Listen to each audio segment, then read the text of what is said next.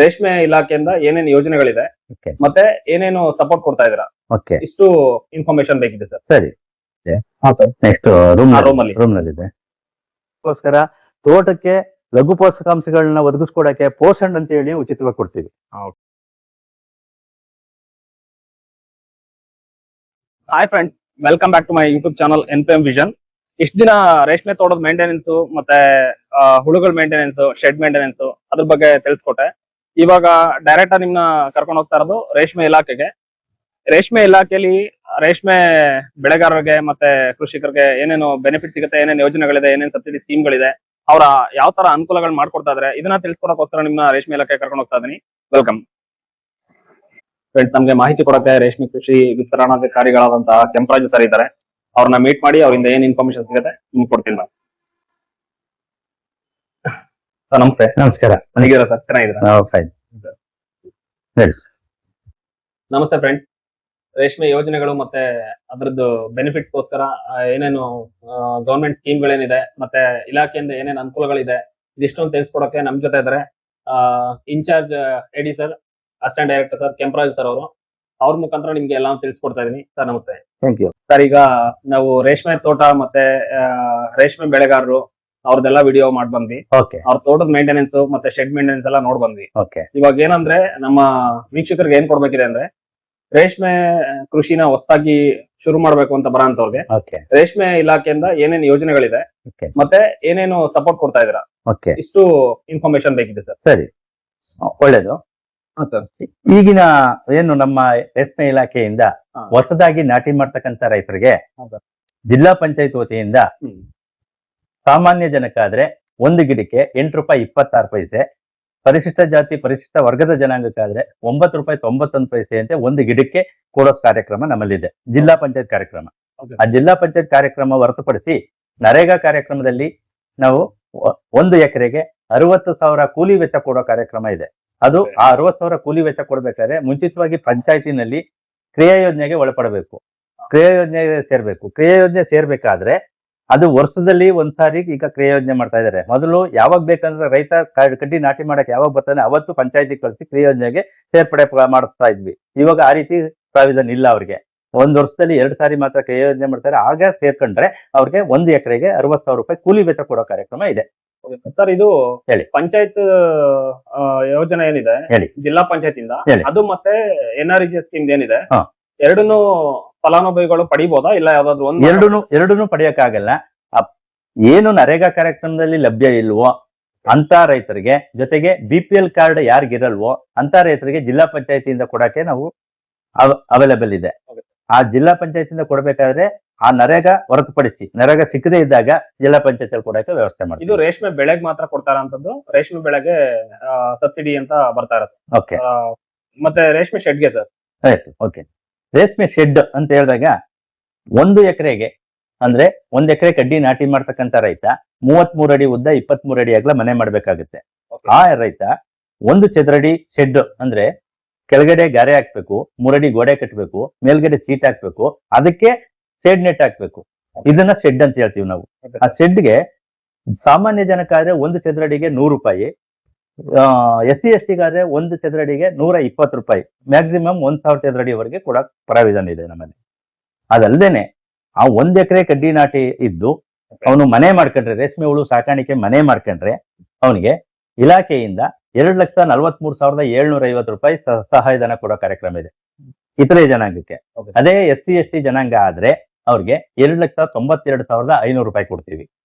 ಜೊತೆಗೆ 1.5 ಎಕರೆ ಕಡ್ಡಿ ತೋಟ ಇತ್ತು ಅಂತ ಹೇಳಿದ್ರೆ ಆ ಯಪ್ಪನ ಹತ್ರ ಅವರು 50 ಅಡಿ ಉದ್ದ 20 ಅಡಿ ಅಗಲ ಮನೆ ಮಾಡ್ಬೇಕಾಗುತ್ತೆ. ಅಂದ್ರೆ ಒಳಾಳ್ತೆ ನಾನು ಹೇಳ್ತಾ ಇರೋದು. ಅದಕ್ಕೆ ಇಲಾಖೆಯಿಂದ ₹3,37,500 ಕೊಡ್ತೀವಿ. ಅದೇ SC ST ಗಾದ್ರೆ ₹4,05,000 ಕೊಡ್ತೀವಿ. ಏನ್ ನಾವು ಸಬ್ಸಿಡಿ ಅಂತ ಕೊಡ್ತಾ ಇದೀವೋ, ಏನ್ ಸಹಾಯಧನ ಅಂತ ಕೊಡ್ತಾ ಇದೀವೋ, ಇದು ಯಾವುದನ್ನು ಸರ್ಕಾರಕ್ಕೆ ವಾಪಸ್ ಮಾಡ್ಬೇಕಾದಿಲ್ಲ. ನಾವ್ ಹೇಳಿದ ಬೆಳೆಗಳು ಮಾಡ್ಬೇಕು, ಅವನ ಅಭಿವೃದ್ಧಿಗೋಸ್ಕರ ರೈತನಿಗೆ ಒತ್ತು ಕೊಡ್ತಾ ಇರೋದು ಸರ್ಕಾರ. ಗವರ್ಮೆಂಟ್ ಕಡೆಯಿಂದ ಕಂಪ್ಲೀಟ್ ಆಗಿ ಬರಂತ ಕಂಪ್ಲೀಟ್ ಆಗಿ. ಹೌದು. Okay sir. ಇದರಲ್ಲಿ ನೀವು ಸಬ್ಸಿಡಿ ಕೊಡ್ತಾರಂತದ್ದು ಬೆಳೆ ರೇಷ್ಮೆ ಬೆಳೆಗೆ ಸಬ್ಸಿಡಿ ಕೊಡ್ತಾ ಇದ್ರಾ, ರೇಷ್ಮೆ ಮನೆಗೆ ಸಬ್ಸಿಡಿ ಕೊಡ್ತಾ ಇದ್ರಾ? ಓಕೆ. ಇನ್ನು ರೇಷ್ಮೆಗೆ ಅಗ್ರಿಕಲ್ಚರ್ ಎಕ್ವಿಪ್ಮೆಂಟ್ ಅಂತ ಏನ್ ತಗೋತಾನೆ ಅದಕ್ಕೂ ಕೂಡ ಸಬ್ಸಿಡಿ ಸಿಗ್ತಾ ಇದೆಯಾ? ಹೌದು, ಕೊಡ್ತಾ ಇದೀವಿ. ಈ ಸಲಕರಣೆಗೆ ಅಂತೇಳಿ, ಉಪಕರಣಕ್ಕೆ ಅಂತೇಳಿ ಸಹಾಯಧನ ಕೊಡ್ತಾ ಇದೀವಿ. ಏನಂತಂದ್ರೆ ಇತರೆ ಜನಾಂಗಕ್ಕಾದ್ರೆ ಒಬ್ಬ ರೈತನಿಗೆ, ಒಬ್ಬ ರೇಷ್ಮೆ ಬೆಳೆಗಾರನಿಗೆ 75,000 ರೂಪಾಯಿನ ಘಟಕ ವೆಚ್ಚ ಅಂತ ಹೇಳ್ತೀವಿ. ಆ 75,000 ರೂಪಾಯಿನಲ್ಲಿ 75% ಅಂದ್ರೆ 56,750 ರೂಪಾಯಿನ ಮೆಟೀರಿಯಲ್ಸ್ ನ ಕೊಡಬಹುದು ಇತರೆ ಜನಾಂಗಕ್ಕೆ ಒಬ್ಬನಿಗೆ. ಅದರಲ್ಲಿ ಇತರೆ ಜನಾಂಗಕ್ಕೆ ಆದ್ರೆ 75% ದುಡ್ಡು ಕಟ್ಟಬೇಕಾಗುತ್ತೆ. ಅದೇ SC/ST ಜನಾಂಗ ಆದ್ರೆ 90% ಅವ್ರಿಗೆ ಸಬ್ಸಿಡಿ ಕೊಡ್ತೀವಿ, 10% ಮಾತ್ರ ದುಡ್ಡು ಕಟ್ಟಬೇಕಾಗುತ್ತೆ. ಹೌದು, ಅದರ್ ಕ್ಯಾಟಗರಿಗೆ 25% 25 ದುಡ್ಡು ಕಟ್ಟಬೇಕಾಗುತ್ತೆ. 100 ರೂಪಾಯಿನಲ್ಲಿ 25 ಭಾಗ ಜನರಲ್ ಕಟ್ಟಬೇಕಾಗುತ್ತೆ. SC/ST ಅವರಾದ್ರೆ 100 ರೂಪಾಯಿಗೆ 10 ರೂಪಾಯಿ ಕಟ್ಟಬೇಕಾಗುತ್ತೆ. ಸರ್ ಇದು ಅಗ್ರಿಕಲ್ಚರ್ ಎಕ್ವಿಪ್ಮೆಂಟ್ಸ್ ಗೆ ಕೃಷಿ ಉಪಕರಣಗಳ ಕೊಟ್ರಿ. ಓಕೆ, ಅದ್ರ ಜೊತೆಗೆ ಮೇಜ ಬರುತ್ತಲ್ಲ ಸರ್ ಒಳಗಡೆ, ಓಕೆ. ಆ ಮೇಜಕ್ಕೂ ಸಬ್ಸಿಡಿ ಅಂತ ಕೇಳ್ಪಟ್ಟೆ. ಮೇಜಕ್ಕೆ ಸಬ್ಸಿಡಿ ಇಲ್ಲ ನಮ್ಮಲ್ಲಿ. ಅದು ಮನೆಗೆ ಸೇರ್ಕೊಂಡಂಗೆನೆ ಉಳು ಸಾಕು ಮನೆ ಅಂತ ಹೇಳಿ ಉಪಕರಣ ಅಂತ ಹೇಳಿ ಮಾಡ್ಕೊಂಡಿದ್ದಾರೆ. ಇದುವರೆಗೂ ಮೇಜಕ್ಕೆ ಸಪರೇಟ್ ಆಗಿ ಸಬ್ಸಿಡಿ ಕೊಡ್ತಾ ಇಲ್ಲ ನಮ್ಮ ಇಲಾಖೆಯಿಂದ. ಹಾ ಸರ್, ಹೌದು. ಗೊತ್ತಾಯ್ತು ಸರ್. ಮತ್ತೆ ಈಗ ಅದಕ್ಕೆ ರೋಗಗಳು ಬರುತ್ತೆ, ಅದ್ ರೋಗಗಳದ್ದು ಮೇಂಟೆನೆನ್ಸ್ ಎಲ್ಲ ಒಂದಷ್ಟು ಮೀಟಿಂಗ್ ಗಳೆಲ್ಲ ಮಾಡಿ Okay. ಅವ್ರಿಗೆಲ್ಲ ತಿಳಿಸ್ಕೊಡ್ತೀರಾ. ಓಕೆ, ಮತ್ತೆ ಇಲ್ಲಿ ಒಂದಷ್ಟು ಬ್ಲೀಚಿಂಗ್ ಪೌಡರ್, Okay. ಸುಣ್ಣದ ಪೌಡರ್ ಎಲ್ಲಾನು ಇಲ್ಲಿಂದ ಕೊಡ್ತಾರೆ ಅಂತ ಹೇಳ್ತಾರೆ. ಹಂಗಾಗಿ ಅವ್ರಿಗೆ ಎಷ್ಟು ರೇಷ್ಮೆ ಸಾಕ್ತಿದ್ದಾರೆ ಅಷ್ಟಕ್ಕೂ ಕಂಪ್ಲೀಟ್ ಆಗಿ ಇಲ್ಲಿಂದಾನೆ ಕೊಡ್ತೀರಾ, ಇಲ್ಲ ಅಂದ್ರೆ ಹೊರಗಡೆ ತಗೋಬೇಕಾಗ್ತದೆ? ಇಲ್ಲಿ ಉಳು ಸಾಕು ಮನೆ ಅಂತ ಹೇಳಿದ್ಮೇಲೆ ಉಳು ಸಾಕು ಮನೆಗೆ ಏನ್ ಆ ಮನೆಗೆ ಸೋಂಕು ನಿವಾರಣೆ ಮಾಡಕ್ಕೆ ಏನ್ ವರ್ಷದಲ್ಲಿ 6 ಬೆಳೆ ಮಾಡ್ತಾನೆ ರೈತ, ಆ 6 ಬೆಳೆಗೂ ಸಾಕಷ್ಟು ಸೋಂಕು ನಿವಾರಕಗಳನ್ನ ನಾವೇ ಉಚಿತವಾಗಿ ಜಿಲ್ಲಾ ಪಂಚಾಯತ್ ಆಗ್ಬಹುದು, ಇಲ್ಲ ರಾಜ್ಯ ಸರ್ಕಾರದ ಯೋಜನೆ ಆಗ್ಬಹುದು, ಅದರಿಂದ ಉಚಿತವಾಗಿ ಕೊಡೋ ಕಾರ್ಯಕ್ರಮ ನಮ್ಮಲ್ಲಿದೆ. ಫ್ರೀ ಕೊಡ್ತೀವಿ. ಜೊತೆಗೆ ಆ ಉಳು ಸಾಕು ಮನೆಗೆ ಬಿಟ್ಟು ಆ ಉಳುಗಳಿಗೆ ಪೌಡರ್ಗಳನ್ನ ಸಿಂಪಡಣೆ ಮಾಡ್ಬೇಕು. ನಾವು ಸುಣ್ಣ ಮಾಡ್ಬೇಕು, ಬ್ಲೀಚಿಂಗ್ ಮಾಡ್ಬೇಕು, ಮತ್ತೆ ಏನು ವಿಜೇತ ಏನೇನು ಬರ್ತದೆ ನಮ್ಮಲ್ಲಿ ಸಿಂಚನ ಇವೇನ್ ಬರ್ತದೆ, ಈ ಸೋಂಕು ನಿವಾರಕಗಳೆಲ್ಲವೂ ಜಿಲ್ಲಾ ಪಂಚಾಯತ್ ರಾಜ್ಯ ಸರ್ಕಾರದ ಯೋಜನೆಯಲ್ಲಿ ಉಚಿತವಾಗಿ ಕೊಡೋ ಕಾರ್ಯಕ್ರಮ ನಮ್ಮಲ್ಲಿದೆ. ಸರ್ ಈಗ ನೀವು ಏನೇನು ಸ್ಕೀಮ್ ಗಳನ್ನ ಹೇಳಿದ್ರಿ, ಈ ಸ್ಕೀಮ್ಗಳು ನೀವು ಹೇಳಿದ್ದ ನಿರ್ದೇಶನದ ಮೇಲೆ ಮಾಡಿದವ್ರಿಗೆ ಮಾತ್ರ ಅಲ್ವಾ ಸಿಗ್ತಾ ಇರೋದು? ಹೌದಪ್ಪ. ನಾವು ಈಗ ಮನೆ ಮಾಡ್ಬೇಕು ಅಂತ ಹೇಳಿದ್ರೆ ಮನೆನ ಫಸ್ಟ್ ಖಾಲಿ ಜಮೀನ್ ಫೋಟೋ ತೆಗಿಬೇಕು, ಬೇಸ್ಮೆಂಟ್ ಫೋಟೋ ತೆಗಿಬೇಕು, 3 ಹಂತದಲ್ಲಿ GPS ಫೋಟೋ ಮಾಡಬೇಕು. ಆ ರೀತಿ ನಾವ್ ಹೇಳಿದ ರೀತಿ ಮನೆ ಮಾಡ್ಬೇಕು, ನಾವ್ ಹೇಳಿದ ರೀತಿ ಕಿಟಕಿಗಳಿಡ್ಬೇಕು, ನಾವ್ ಹೇಳಿದ ರೀತಿ ವೆಂಟಿಲೇಟರ್ ಇಡ್ಬೇಕು. ಈ ರೀತಿ ನಮ್ಮ ನಿಯಮಕ್ಕೆ ತಕ್ಕಂತೆ ಮನೆ ಮಾಡಿದ್ರೆ ಮಾತ್ರ ನಮ್ಮಿಂದ ಸಬ್ಸಿಡಿ ಕೊಡಕ್ ಸಾಧ್ಯ. ಸರ್ ಇದು ಬೆಳೆಗೆ ಅಪ್ಲೈ ಆಗುತ್ತಲ್ಲ, ಅಲ್ಲಿ ಯಾವ ತರ ಕೊಡ್ತಾ ಇದ್ರೆ ಸರ್? ಈಗ ಬೆಳೆಗೆ ಎಷ್ಟು ಸಾಲು ಇಷ್ಟಡಿ ಎಷ್ಟಡಿಗೆ, ಮತ್ತೆ ಸಸಿ ಇಷ್ಟಡಿ ಇದ್ರೆ ಮಾತ್ರ subsidy ಅಂತ ಓಕೆ. ಇಲ್ಲಿ ನಮ್ಮಲ್ಲಿ 5-3-2 ಆ ಅಂತರದಲ್ಲಿ 5,445 ಗಿಡ ಬರ್ತದೆ. ಅದಕ್ಕೆ ನಮ್ಮಲ್ಲಿ ಫಿಕ್ಸ್ ಮಾಡಿರೋದು 60,000. ಆ 60,000ನ ಒಂದು ಗಿಡಕ್ಕೆ ಎಷ್ಟು ಬರ್ತದೆ ಲೆಕ್ಕ ಹಾಕಿದಾಗ ನಾನು ಹೇಳಿದ್ನಲ್ಲ ಮುಂಚಿತವಾಗಿನೇ 8 ರೂಪಾಯಿ 26 ಪೈಸೆ, SC/ST ಗಾದ್ರೆ 9 ರೂಪಾಯಿ 95. ಆ ಆಧಾರದ ಮೇಲೆ ಅದನ್ನ ಭಾಗ ಮಾಡಿ ಎಷ್ಟು ಗಿಡ ನೆಟ್ಟಿರ್ತಾರೆ ಅಷ್ಟಕ್ಕೆ ನಾವು ಕೊಡ್ತಾ ಇದ್ದೀವಿ. ಕೆಲವರು ತುಂಬಾ ಹತ್ರಕ್ಕೆ ನೆಡ್ತಾರೆ, ಇನ್ ಕೆಲವರು ಮರಗಡಿ ಮಾಡೋರು ನೆಡ್ತಾರೆ. ಹೌದು, ಹಾಗಾಗಿ ದೂರ ನೆಟ್ಟಿದ್ರು ಇಲ್ಲಿ ಏನ್ ನಾವು ಹಾಕಿದೀವ ಅದರಂತಾನೆ ಪ್ರೊರೇಟ್ ಆಧಾರದ ಮೇಲೆ 5,445 ಗಿಡಕ್ಕೆ 45,000 ರೂಪಾಯಿ ಜನರಲ್ಗೆ, SC/ST ಗಾರು 90 ರೂಪಾಯಿ 90% 54,000 ರೂಪಾಯಿ ಕೊಡಕ್ ಸಾಧ್ಯ ಇದೆ. ಅದನ್ನ ಲೆಕ್ಕ ಹಾಕಿ ನಾವು ಗಿಡದ ಲೆಕ್ಕದಲ್ಲಿ ಕೊಡೋದು. Okay sir. ಈಗ ಇಲ್ಲಿ ರೇಷ್ಮೆ ಸಬ್ಸಿಡಿ ಸ್ಕೀಮ್ಗಳು ಏನೇನ್ ಬಂತು, ಮತ್ತೆ ಯೋಜನೆಗಳು ಏನೇನಿತ್ತು, ಓಕೆ, ಇದಕ್ಕೆ ಹೇಳಿದ್ರಲ್ಲ ರೇಷ್ಮೆ ಬೆಳೆಗಾರರಿಗೆ ಮತ್ತೆ ಅವ್ರ ಶೆಡ್ ಬರುತ್ತೆ, ಹೌದು. ಜಮೀನು ಬರುತ್ತೆ ಅಂತ ಹೇಳಿ. ಓಕೆ. ಮತ್ತೆ ಇಲ್ಲಿ ರೇಷ್ಮೆ ಇದ್ ಮಾಡಿದ್ದಾರೆ, ಅದು ಚಾಕಿ ಸೆಂಟರ್ ಎಲ್ಲ ಮಾಡಿದ್ದಾರೆ.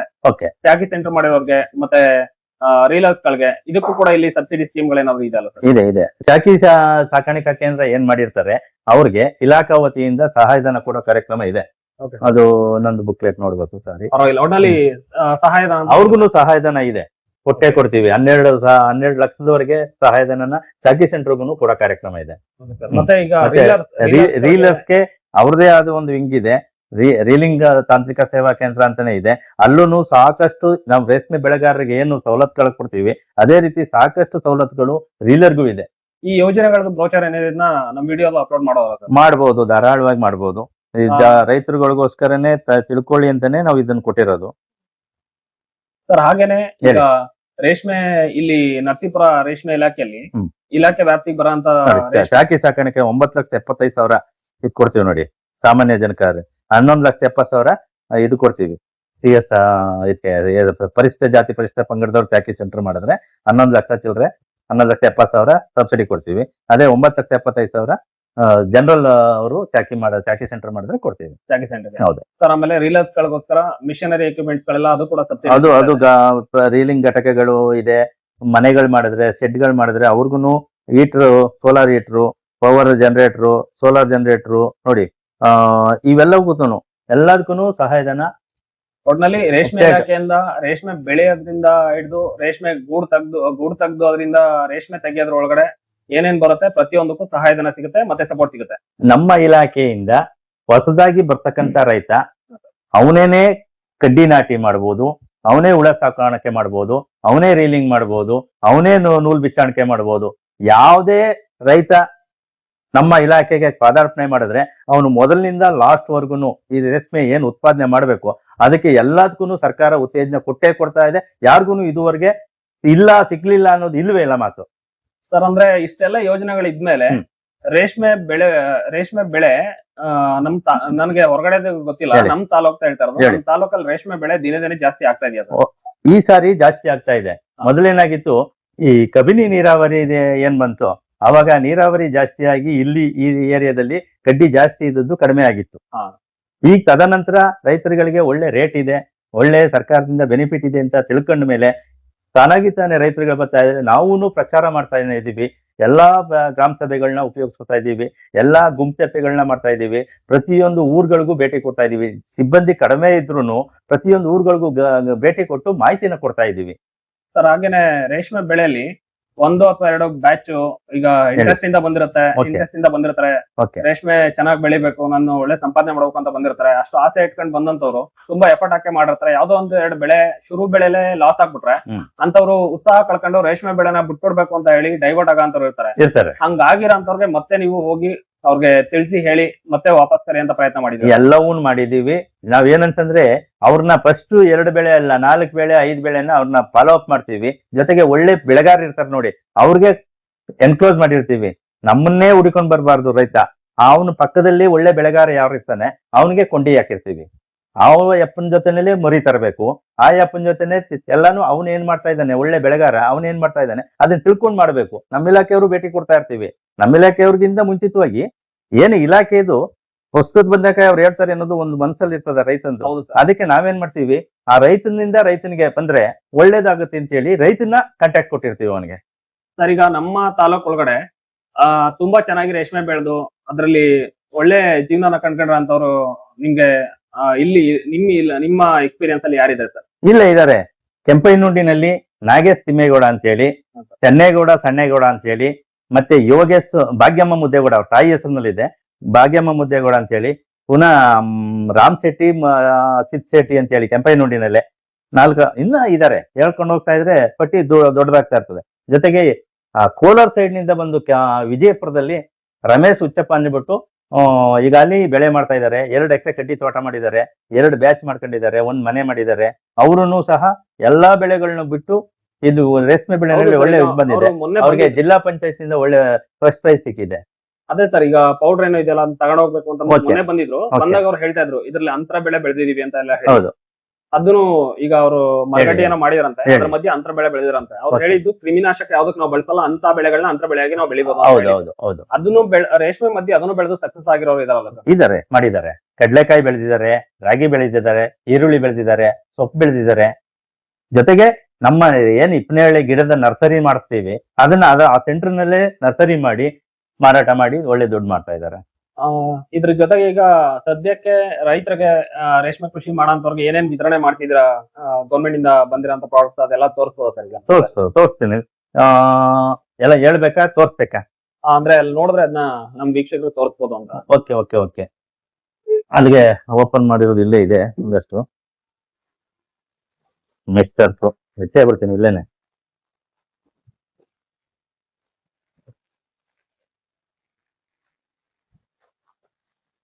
ವಿಶೇಷ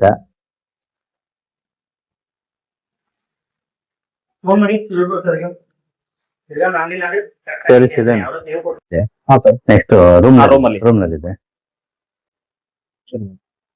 ಸರ್ ಇದಿಷ್ಟು ಕೂಡ ಎಲ್ಲ ಕಂಪ್ಲೀಟ್ ಆಗಿ ಫ್ರೀ ಅಲ್ಲ ಸರ್? ಎಲ್ಲಾ ಉಚಿತವಾಗಿ ಕೊಡೋದು. ನಮ್ಮ ಇಲಾಖೆಯಿಂದ ಯಾವ್ದನ್ನು ದುಡ್ಡು ಕೊಟ್ಟು 25% ಆಗಲಿ 50% ಆಗಲಿ ದುಡ್ಡು ಕೊಟ್ಟು ತಗೊಳ್ಳೋದು ಯಾವುದೂ ಇಲ್ಲ. ಇಲಾಖೆಯಿಂದ ರೈತನಿಗೆ ರೇಷ್ಮೆ ಬೆಳೆಗಾರರಿಗೆ ಉಚಿತವಾಗಿ ಕೊಡ್ತಾ ಇರ್ತಕ್ಕಂಥ ಮೆಟೀರಿಯಲ್ಸ್ಗಳು ಎಲ್ಲ ಪದಾರ್ಥಗಳು. ಇದು ರೇಷ್ಮೆ ಬೆಳೆ ಅಂತ ಹಿಡಿದು ಗೂಡ್ಗಳು ಬರುತ್ತಲ್ಲ, ಶೆಡ್ ಒಳಗಡೆ ಮೇಂಟೆನೆನ್ಸ್ ಇರುತ್ತಲ್ಲ, ಅಲ್ಲಿವರೆಗೂ ಎಲ್ಲಾನು ಸಿಗ್ತದಲ್ಲ ಸರ್? ಎಲ್ಲವೂ ಸಿಗುತ್ತೆ, ಎಲ್ಲವೂ ಸಿಗುತ್ತೆ. ಇದು ಹಿಪ್ಪನೇಳೆ ಗಿಡಗಳು ಕೊಡ್ತಕ್ಕಂಥ ಲಿಕ್ವಿಡ್ ಗೊಬ್ಬರ. Okay sir.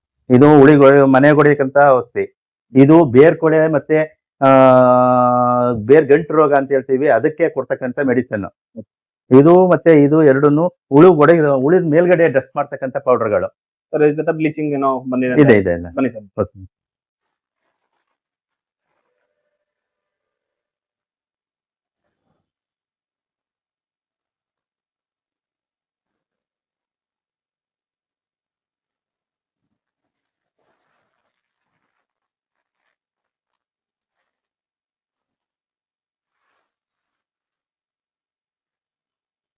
ಸಿಂಪಡಿಸ್ತಕ್ಕಂಥದ್ದು ಜ್ವರಕ್ಕೆ ಹೋಗ್ಬೇಕಾದ್ರೆ ಅದಕ್ಕೆ ನಾವು ಆ ಹಾಸಿಗೆನ ಡ್ರೈ ಮಾಡಕ್ಕೋಸ್ಕರ ಸುಣ್ಣದ ಪುಡಿನ ಉಚಿತವಾಗಿ ಕೊಡ್ತೀವಿ. ಓಕೆ. ನೆಕ್ಸ್ಟ್ ಆ ಉಳುವು ಮನೆನ ಸೋಂಕು ನಿವಾರಣೆ ಮಾಡ್ಬೇಕಾದ್ರೆ ಕ್ಲೋರಾಪೆಕ್ಟು, ಸೆರಿಪಿನ್ ಪ್ಲಸ್ ಎರಡನ್ನೂ ಉಚಿತವಾಗಿ ಕೊಡ್ತೀವಿ. ಸರಿ ಸರಿ. ಜೊತೆಗೆ ತೋಟದ ಗುಣಮಟ್ಟನ ಕಾಪಾಡಿಕೊಳ್ಳೋಕೋಸ್ಕರ ತೋಟಕ್ಕೆ ಲಘು ಪೋಷಕಾಂಶಗಳನ್ನ ಒದಗಿಸ್ಕೊಡಕ್ಕೆ ಪೋಷಣ್ ಅಂತ ಹೇಳಿ ಉಚಿತವಾಗಿ ಕೊಡ್ತೀವಿ. ಮತ್ತೆ ಬೇರ್ಕೊಳೆ ರೋಗ ಮತ್ತೆ ಬೇರ್ ಗಂಟು ರೋಗಕ್ಕೆ ರಾಟ್ ವೀಕ್ಸ್ ಅಂತ ಹೇಳಿ ಉಚಿತವಾಗಿ ಕೊಡ್ತೀವಿ. ನಂದಿ ವಿಶ್ವಾಸ ಅಂತ ಹೇಳಿ ಸೇಮ್ ಮನೆಗೆ ಹೊಡೆಯತಕ್ಕಂಥ ಔಷಧಿನೇ ಸೋಂಕು ನಿವಾರಣೆ ಮಾಡಕ್ಕೆ ಇದನ್ನು ಉಚಿತವಾಗಿ ಕೊಡ್ತೀವಿ. ರೈನ್ಬೋ, ಅಂಕುಶು, ಅನಿಲ್ ವಿಜೇತ, ಸಿಂಚನ, ವಿಜೇತ ಸಪ್ಲಿಮೆಂಟು ಇವೆಲ್ಲವೂ ಹುಳುಗ್ ಹೊಡೆತಕ್ಕಂಥ ಪೌಡರ್ಗಳೇ. ಇದೆಲ್ಲ ಎಲ್ಲ ರೈತರಿಗೂ ಉಚಿತವಾಗಿ ಕೊಡೋದು, ಯಾವುದನ್ನು ದುಡ್ಡು ಕೊಟ್ಟು ತಗೊಳ್ಳೋದಿಲ್ಲ. Okay sir. ಇದೆಲ್ಲವನ್ನೂ ರೈತರು ಕೊಡ್ತಕ್ಕಂಥ ಪೌಡರ್ಗಳು. ಬ್ಲೀಚಿಂಗ್ ಮೇಲ್ಗಡೆ ಹೋಗ್ಬೇಕು. ಸೇಮ್ ಬೇಕಾದ್ರೆ ಅದೇನ್ ಮೊದಲನೇದು ಇದೆಯಲ್ಲ ಸೇಮ್ ಅದೇ ರೀತಿ 5 kg ಬ್ಯಾಗ್ ಬರ್ತದೆ. ಹೇಳಿ ಸರ್. ರೇಷ್ಮೆ ಕೃಷಿ ಬಗ್ಗೆ ಮತ್ತೆ ಯೋಜನೆಗಳ ಬಗ್ಗೆ ಎಷ್ಟೊಂದು ಮಾಹಿತಿ ತಿಳಿಸ್ಕೊಟ್ಟಿದ್ದೀರಾ, ನಿಮ್ಗೆ ತುಂಬಾ ಥ್ಯಾಂಕ್ಸ್. ಹಾಗೇನೆ ನಿಮ್ಮ ಕಾಂಟ್ಯಾಕ್ಟ್ ನಂಬರ್ ನ ನಮ್ಮ ಚಾನಲ್ ಡಿಸ್ಪ್ಲೇ ಹಾಕಿರ್ತೀವಿ. ಹಾಕೋದ್ರ ಮುಖಾಂತರ ಇನ್ನಷ್ಟು ಮಾಹಿತಿ ಬೇಕು ಅನ್ನೋಂಥವ್ರಿಗೆ ನಿಮ್ ಕಾಂಟ್ಯಾಕ್ಟ್ ಮಾಡಿ ತಿಳ್ಕೊಬಹುದು ಅಂತ ಅನ್ನೋಂಥವ್ರು ಕಾಂಟ್ಯಾಕ್ಟ್ ಮಾಡಿದ್ರೆ ತಿಳ್ಸ್ಕೊಡೋಕೆ ರೆಡಿ ಇರಲ್ಲ ಸರ್? ತಿಳ್ಸ್ಕೊಡಕ್ಕೆ ಎನಿ ಟೈಮ್ 24 ಗಂಟೆ ತಿಳ್ಸ್ಕೊಡಕ್ಕೆ ಟ್ರೈ ಮಾಡ್ತೀವಿ. ಏನು ಡ್ಯೂಟಿ ಇರೋದಿಲ್ಲ ಆ ಟೈಮ್ ನಲ್ಲಿ ಏನಾದ್ರು ವೆಹಿಕಲ್ ಏನಾದ್ರು ಡ್ರೈವ್ ಮಾಡ್ತಾ ಇದ್ರು ಮಾತ್ರ ನಾವು ಅವ್ರಿಗೆ ಮಾಹಿತಿ ಕೊಟ್ಟಿರೋದಿಲ್ಲ. ನಂತರ ವೆಹಿಕಲ್ ನಿಲ್ಸ ಆದ್ಮೇಲೆ ನಾವು ಅವ್ರಿಗೆ ರಿಟರ್ನ್ ಕಾಲ್ ಮಾಡಿ ಮಾಹಿತಿ ಕೊಡ್ತಾ ಇದ್ದೀವಿ. ಜೊತೆಗೆ ತರಬೇತಿಗಳನ್ನ ಮಾಡ್ತಾ ಇದ್ದೀವಿ, ಟ್ರೈನಿಂಗ್ ಕೊಡ್ತೀವಿ. ಅವ್ರ ಮನೆಗಳಿಗೆ ಹೋಗಿ ನಾವೇ ವಿಸಿಟ್ ಮಾಡ್ತೀವಿ, ನಾವೇ ಮಾಹಿತಿ ಕೊಡ್ತೀವಿ. ಹಾಗೆ ಜೊತೆಗೆ ನಮ್ಮ ನಂಬರ್ಗಳನ್ನ ಎಲ್ಲಾ ಪಾಸ್ಬುಕ್ಗಳಿಗೂ ಏನ್ ನಮ್ಮ ಪಾಸ್ಬುಕ್ ಇದೆ ಪಾಸ್ಬುಕ್ಗಳಿಗೆ ನಂಬರ್ ಸೇಮ್ ನಮ್ಮ ಪಾಸ್ಬುಕ್ಗಳಿಗೆ ಏನು ನಮ್ಮ ನಂಬರ್ಗಳನ್ನ ಕಾಂಟ್ಯಾಕ್ಟ್ ನಂಬರ್ಗಳನ್ನ ಕೊಟ್ಟಿರ್ತೀವಿ. ರೈತನ ಕಾಂಟ್ಯಾಕ್ಟ್ ನಂಬರ್ ತಗೊಂಡಿರ್ತೀವಿ. ಇದು ರೇಷ್ಮೆ ಬೆಳೆಗಾರ ಆಗಿ ಇಚ್ಚನೆಳ್ಳೆ ಕಡ್ಡಿ ಹಾಕಿದ್ಮೇಲೆ ಇದೊಂದು ಪಾಸ್ಬುಕ್ ಇಶ್ಯೂ ಮಾಡ್ತೀವಿ ನಾವು. ಇದರಲ್ಲೇ ನಾವು ನಂಬರ್ಗಳನ್ನ ನಾವು ಶೇರ್ ಮಾಡಿರ್ತೀವಿ ಎಲ್ಲಾ ರೈತರುಗಳು. ಜೊತೆಗೆ ಒಂದು ಗ್ರೂಪ್ ಮಾಡ್ಕೊಂಡಿದೀವಿ, ರೇಷ್ಮೆ ಬೆಳೆಗಾರರದೇ ಒಂದೊಂದು ಗ್ರೂಪ್ ಮಾಡ್ಕೊಂಡಿದೀವಿ. ಏನೇ ಮಾಹಿತಿ ಇದ್ರು ಆ ಗ್ರೂಪ್ ವಾಟ್ಸ್ಆಪ್ ಗ್ರೂಪ್ ನಲ್ಲಿ ಮಾಹಿತಿ ಹಾಕ್ತಾ ಇರ್ತೀವಿ. ಇಂಥ ರೈತ ಇಷ್ಟು ಬೆಳೆದಿದ್ದಾನೆ, ಏನ್ ಗೂಡ್ ಬೆಳೆದದ್ದನ್ನು ಬೆಡ್ಡಿಂಗ್ ಸ್ಲಿಪ್ ನ ಅದ್ರ ಗ್ರೂಪ್ ಅಲ್ಲಿ ಹಾಕ್ತಾ ಇರ್ತೀವಿ. ಎಲ್ಲಾ ಟೈಮಲ್ಲೂ ಮಾಹಿತಿ ಕೊಡಕ್ಕೆ ನಾವು ಸಿದ್ಧರಿದ್ದೀವಿ. ಸರಿ ಸರ್. ಇನ್ ಕೇಸ್ ಏನಾದ್ರು ಈಗ ನಿಮ್ಮ ಇದ್ರದ್ದು ನಿಮ್ದು ಆಫೀಸ್ ವ್ಯಾಪ್ತಿ ಬಂದು ತೀನರಸೀಪುರ ತಾಲೂಕು. ಓಕೆ. ಹಾಗಾಗಿ ಇನ್ ಕೇಸ್ ವಿಡಿಯೋ ನೋಡ್ತಾರ ಅಂತವ್ರು ಬೇರೆ ತಾಲೂಕು ಅಥವಾ ಬೇರೆ ಡಿಸ್ಟಿಕ್ ಅವ್ರು ಇದ್ರು, ಅವ್ರಿಗೆ ಏನಾದ್ರು ಡೌಟ್ ಇತ್ತು ಅಥವಾ ಏನೋ ಬೇಕಿತ್ತು ಇನ್ಫಾರ್ಮೇಶನ್ ಅಂದ್ರೆ ಅವರು ನಿಮ್ಮ ಹತ್ರ ಪಡಿಬಹುದು. ಎಲ್ಲಾರು ಕರ್ನಾಟಕದಲ್ಲ ಇಡೀ ದೇಶದಲ್ಲೇ ಯಾರು ಬೇಕಾದ್ರು ನನ್ನ ಭಾಷೆ ಗೊತ್ತಿರೋರು, ನನ್ಗೆ ಭಾಷೆ ಗೊತ್ತಾಗ್ಬೇಕು ರೈತಂದು, ಅವ್ರ ಭಾಷೆ ಗೊತ್ತಾಗಿರೋ ರೈತ ಯಾರು ಬೇಕಾದ್ರು ಬಂದು ಮಾಹಿತಿ ಕೇಳಿ ಫೋನಲ್ಲಿ ಕೇಳಿ ಕೊಡಕ್ ನಾವು ಸಿದ್ಧ ಇದ್ದೀವಿ. Okay sir. ಮತ್ತೆ ಇದ್ರ ಬಗ್ಗೆ ನೆಕ್ಸ್ಟ್ ನಿಮ್ಮ ವಿಜಯಪುರ ಅಂತ ಹೇಳಿದ್ರಲ್ಲ, ಆ ಕೃಷಿ ಆ ರೇಷ್ಮೆ ಬೆಳೆಗಾರರ ಹತ್ರ ಒಂದು ವಿಡಿಯೋ ಬೇಕು ಅಂತ ಹೇಳಿ ಅಲ್ಲಿ ಅಂತರ ಬೆಳೆ ಮಾಡಿದ್ರೆ ಅಂತ ಹೇಳಿ. ಮತ್ತೆ ಹಾಗೇನೆ ಅವರು 1 ಎಕರೆ ಸೊಪ್ಪಲ್ಲಿ 150-200 ಮೂಟೆ ಅಂತ ಹೇಳಿದ್ದಾರೆ. ಯಾಕಂದ್ರೆ ಎಷ್ಟೋ ಜನ ಹೇಳ್ತಾರೆ 2-3 ಎಕರೆ ಸೊಪ್ಪಾದ್ರೂ 1 ಎಕರೆ ಸಾಲಲ್ಲ, 2-3 ಎಕರೆ ಸೊಪ್ಪಾದ್ರೂ 100 ಮೂಟೆಗೆ ಸಾಲಲ್ಲ ಅಂತ. ಅವರು 1 ಎಕರೆ ಸೊಪ್ಪಲ್ಲೇ 150-200 ಮೂಟೆ ಮೇಯಿಸಿದೀವಿ ಅಂತ ಹೇಳ್ತಿದ್ದಾರೆ. ಹಾಗಾಗಿ ಅದು ಒಂದ್ ಸ್ವಲ್ಪ ವಿಡಿಯೋ ಬೇಕು ಮತ್ತೆ ಇನ್ಫಾರ್ಮೇಶನ್ ಬೇಕು. ಬನ್ನಿ ಹಾಗಾಗಿ ಮತ್ತೆ ಹೋಗಿ ಕಾಂಟ್ಯಾಕ್ಟ್ ನಂಬರ್ ಕೊಡ್ತೀವಿ, ನೀವೇ ಕಾಂಟ್ಯಾಕ್ಟ್ ಮಾಡಿ. ಇಲ್ಲ ನಮ್ಮ ಆಫೀಸ್ ಬನ್ನಿ, ನಾವೇ ಕರ್ಕೊಂಡು ಹೋಗ್ತೀವಿ. ನೀವು ಬಂದ್ರೆ ತುಂಬಾ ಅನುಕೂಲ ಆಗುತ್ತೆ. ಹೋಗಿ ಬಂದ್ರೆ ಬರ್ತೀವಿ, ನಮ್ ಸಿಬ್ಬಂದಿ ಕಳ್ಸ್ಕೊಡ್ತೀವಿ. ನಾನೇ ಬರಕ್ ಆಗಿರೋದಿಲ್ಲ, ಯಾಕೆಂದ್ರೆ ಮೀಟಿಂಗ್ ಅಲ್ಲಿ ಇರ್ತದೆ, ಬರೋದಿಲ್ಲ. ನಮ್ ಸಿಬ್ಬಂದಿ ಕಳ್ಸ್ಕೊಡ್ತೀವಿ, ಅವ್ರನ್ನ ಭೇಟಿ ಮಾಡಿಸ್ತೀವಿ. ಆ ತೋಟ ಮನೆ ಎಲ್ಲವೂ ನೋಡಿ ಆ ರೈತನ ಜೊತೆ ಮಾತಾಡಿ, ಆ ರೈತನ ಅನಿಸಿಕೆನ ಕೇಳಿ, ನಿಮ್ಮ ಏನು ವಿಡಿಯೋ ನೋಡ್ತಾ ಇರ್ತಾರೆ ಅವ್ರಿಗೆ ಅನುಕೂಲ ಆಗ್ಲಿ. ನಾವು ಅದನ್ನೇ ಆ ರೈತನ ಕಾಂಟ್ಯಾಕ್ಟ್ ಕೊಟ್ಟು ಇನ್ನೊಬ್ಬ ರೈತನ ಬೆಳೆಸ್ತಾ ಇದೀವಿ. ನಾವೇ ಡೈರೆಕ್ಟ್ ನಮ್ಮ ಹ್ಯಾಂಡ್ ಓವರ್ ತಗೊಳ್ಳೋದಿಲ್ಲ. ಹೇಗೆ ಹಾಗಿದ್ರೆ ಸರ್ ನಾವು ನೆಕ್ಸ್ಟ್ ವಿಡಿಯೋದಲ್ಲಿ ಅವ್ರನ್ನ ಮೀಟ್ ಮಾಡೋದಕ್ಕೆ ಮುಂಚೆ ನಿಮ್ನ ಮತ್ತೆ ಕಾಂಟ್ಯಾಕ್ಟ್ ಮಾಡ್ತೀನಿ. ತೊಂದ್ರೆ ಇಲ್ಲ ಸರ್, ಮಾಡಿ. ಇನ್ಫಾರ್ಮೇಶನ್ಗೆ ತುಂಬಾ ಥ್ಯಾಂಕ್ಸ್. ಇನ್ನೂ ಬೆಳೆಗಾರರು ಇದ್ದಾರೆ, ಒಬ್ರೇ ಅಲ್ಲ. ಎಣಿಕೆ ಮಾಡ್ತಾ ಇದ್ರೆ ಪಟ್ಟಿ ಹೋಗ್ತಾನೆ ಇರ್ತದೆ. ಮಾಡಿ, ಧಾರಾಳವಾಗಿ ಮಾಡಿ. ಇಲಾಖೆ ರೈತರ ಏಳಿಗೆಗೋಸ್ಕರನೇ ಅಭಿವೃದ್ಧಿಗೋಸ್ಕರನೇ ದುಡಿತಾ ಇದೆ. Okay sir. ನಮ್ಮ ವ್ಯೂವರ್ಸ್ಗೋಸ್ಕರ ತುಂಬಾ ಅಚೀವ್ ಮಾಡಿರೋ ಅಂತವ್ರನ್ನ ನಾವು ತೋರಿಸ್ಬೇಕಿದೆ. ಮಾಡಿ ಹಾಗಾಗಿ ತೋರಿಸೋಣ. ಓಕೆ ಗುರುಗಳೇ, ಓಕೆ ಥ್ಯಾಂಕ್ ಯು. ಫ್ರೆಂಡ್ಸ್ ನೋಡಿದ್ರಲ್ಲ, ಇವಾಗ ನಮ್ ಕೆಂಪರಾಜ್ ಸರ್ ಅವರು ಎಷ್ಟು ಇನ್ಫಾರ್ಮೇಶನ್ ಗಳನ್ನ ಕೊಟ್ರು, ಮತ್ತೆ ಎಷ್ಟು ಖುಷಿಯಿಂದ ಕೊಟ್ರು, ಚೂರು ಬೇಜಾರ್ ಮಾಡ್ಕೊಳ್ಳಿಲ್ಲ. ಅಷ್ಟು ನಾನು ಕೇಳಿದಂತ ಅಷ್ಟು ಪ್ರಶ್ನೆಗಳಿಗೆ ಅವರು ಚೂರು ಬೇಜಾರಾಗ್ದೇನೆ ಪ್ರತಿಯೊಂದು ಪ್ರಶ್ನೆಗೂ ಕ್ಲೀನ್ ಆಗಿ ಎಕ್ಸ್ಪ್ಲೇನ್ ಮಾಡಿ ಇನ್ಫಾರ್ಮೇಶನ್ ಗಳೆಲ್ಲ ನಿಮ್ಗೆ ಕೊಟ್ಟಿದ್ದಾರೆ. ಹೊಸದಾಗಿ ರೇಷ್ಮೆ ಕೃಷಿ ಮಾಡ್ಬೇಕು ಅಂತ ಇರೋರಾದ್ರೂ ಓಕೆ, ಇಲ್ಲಾಂದ್ರೆ ರೇಷ್ಮೆ ಕೃಷಿ ಆಲ್ರೆಡಿ ಮಾಡ್ತಾ ಇರೋ ಅಂತಾದ್ರೂ ಸರಿನೇ, ಇಲ್ಲಾಂದ್ರೆ ಅದ್ರ ಬಗ್ಗೆ ಬರೀ ಇನ್ಫಾರ್ಮೇಶನ್ ಸಾಕು, ನಮ್ಗೆ ಅದ್ರ ಬಗ್ಗೆ ತಿಳ್ಕೊಬೇಕು, ಅದ್ರ ಬಗ್ಗೆ ನಾಲೆಡ್ಜ್ ಬೇಕು ಅನ್ನೋ ಅಂತಾರಾದ್ರೂ ಓಕೆ. ಯಾರೇ ಆದ್ರೂ ಪರವಾಗಿಲ್ಲ. ಈಗ ಕೆಂಪರಾಜ್ ಸರ್ ಎಷ್ಟು ಚೆನ್ನಾಗಿ ನಮ್ಗೆ ಇನ್ಫಾರ್ಮೇಶನ್ ಕೊಟ್ರು, ಅದೇ ತರ ನಿಮ್ ಜೊತೆ ಅವ್ರು ಕಮ್ಯುನಿಕೇಟ್ ಮಾಡಿ ನಿಮ್ಗೆ ಎಲ್ಲಾ ರೀತಿ ಇನ್ಫಾರ್ಮೇಶನ್ ಕೊಡ್ತಾರೆ. ಮತ್ತೆ ಇನ್ ಕೇಸ್ ಏನಾದ್ರು ಶುರು ಮಾಡ್ತೀವಿ ಅಂತ ಹೇಳಿದ್ರೆ ಅಷ್ಟೇ ಸಪೋರ್ಟಿವ್ ಆಗಿ ನಿಂತಿರ್ತಾರೆ. ಇದ್ರ ಜೊತೆಗೆ ಅವರು ಅವ್ರ ಕಾಂಟ್ಯಾಕ್ಟ್ ನಂಬರ್ನ ಇಲ್ಲಿ ನಾನು ವಿಡಿಯೋದಲ್ಲಿ ಹಾಕಿರ್ತೀನಿ. ನೀವು ಕಾಲ್ ಮಾಡಿ ಅವ್ರ ಜೊತೆ ಇನ್ಫಾರ್ಮೇಶನ್ ತಗೋಬಹುದು. ಮತ್ತೆ ಅವ್ರೇನಾದ್ರು ಬಿಸಿ ಎತ್ತಕ್ಕಾಗಿರಲ್ಲ ಅಂದ್ರೆ ಅವರು ಮತ್ತೆ ಮತ್ತೆ ನೋಡಿ ಮಿಸ್ ಕಾಲ್ ನೋಡಿ ಆದ್ರೂ ಕಾಲ್ ಮಾಡಿರ್ತಾರೆ. ಆಗ ನಿಮ್ಗೆ ಏನ್ ಬೇಕು ಇನ್ಫಾರ್ಮೇಶನ್ ಕೊಡ್ತಾರೆ. ಮತ್ತೆ ನಿಮ್ಗೆ ಯಾವ ತರ ಏನಾದ್ರು ಸಪೋರ್ಟ್ ಬೇಕು, ಹೊಸದಾಗಿ ನಾನು ಶುರು ಮಾಡ್ತೀನಿ ಅಂತಂದ್ರೆ ಶುರುವಿಂದ ಹಿಡಿದು ಕೊನೆವರೆಗೂ ಅವರು ನಿಂತು ಸಪೋರ್ಟ್ ಮಾಡ್ತಾರೆ. ಇಲ್ಲಿ ಅವ್ರು ಕೊಟ್ಟಂತ ಬ್ರೋಚರ್ ಗಳನ್ನ ಕೂಡ ಅಪ್ಲೋಡ್ ಮಾಡಿದೀನಿ, ನೀವು ಪಾಸ್ ಮಾಡಿ ನೋಡಬಹುದು.